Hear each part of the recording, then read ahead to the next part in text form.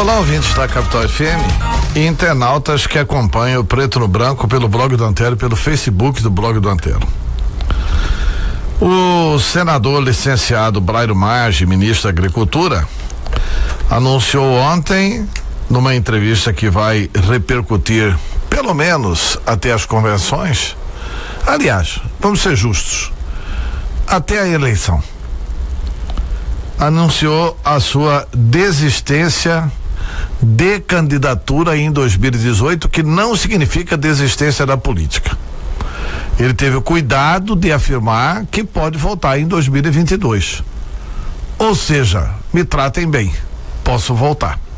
Ele apenas não vai disputar essa eleição. Por quê? Primeiro, porque está gostando de ser ministro da Agricultura.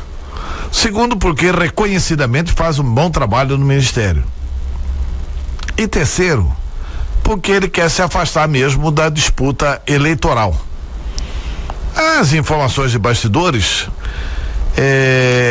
dão conta de que o senador licenciado e ministro estava sendo alvo de várias chantagens, inclusive de multas milionárias que estariam por ser aplicadas no entendimento de que ele poderia representar risco a determinados projetos políticos em Mato Grosso.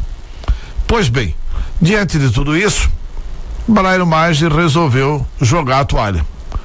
Não vai disputar, disse que não apoia ninguém, mas, por outro lado, tem informações também de bastidores que ele quer Adilton Sacchetti no Senado.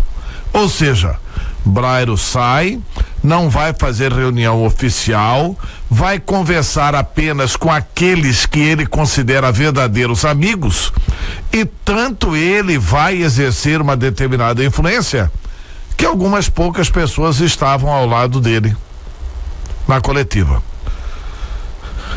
Ezequiel Fonseca, presidente do PP e agora indiscutivelmente maior liderança do PP. Ele dividia essas atenções com Brairo Maggi. Neri Geller, é impensável não reconhecer que Neri Geller é um candidato preferido de Brairo para a Câmara dos Deputados. Adilton Sacchetti, que também estava na coletiva, amigo pessoal de Brairo, um dos maiores amigos do Brairo na política. E aí tinham alguns ali caído de paraquedas, como Zé Medeiros, que não sabia por que estava lá. Aliás, o Zé Medeiros, que faz um mandato aceitável de senador, um bom mandato de senador, um mandato ético, um mandato bom, ele, politicamente, ele ainda não sabe se colocar.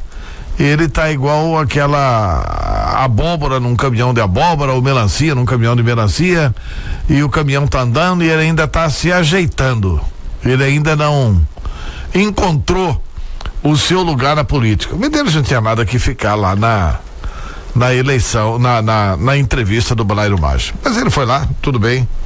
É uma decisão pessoal, mas com certeza não será receptor de nenhum prestígio do Brairo Maggi.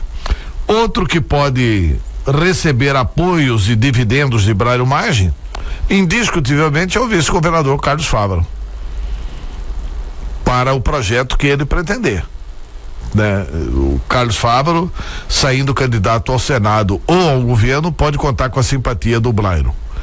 E outro que o Brairo já vinha indicando aos amigos, e agora não tem nem como ser diferente, é Mauro Mendes. Aí as pessoas indagam o seguinte: olha, Mauro Mendes não foi quem mais perdeu, sem Brairo Maggi, Mauro Mendes não fica enfraquecido? Claro que com Brairo na chapa, o Mauro Mendes ficaria mais fortalecido. Claro que se o Brairo fosse senador na chapa do Pedro Taques, o Pedro Taques ficaria mais fortalecido. Mas isso não significa dizer que o Brairo, não estando na chapa do Pedro, enfraquece o Pedro, e que não estando na chapa do Mauro, enfraquece o Mauro. Longe disso, não tem lógica nisso. Aliás, só para as pessoas lembrarem, o Mauro Mendes foi candidato a governador em 2010 contra Brairo Maggi.